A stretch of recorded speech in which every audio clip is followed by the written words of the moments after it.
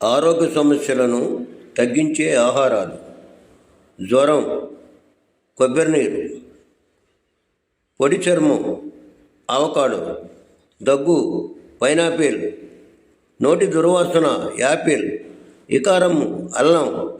కడుపు నొప్పి, బొప్పాయి. మొటిమలు, బాదం.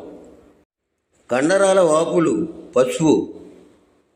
మైకము, పుచ్చకాయ. కంటి బలహీనత, క్యారెట్లు.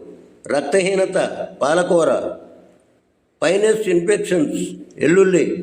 బలహీనత, ఖర్జూరం.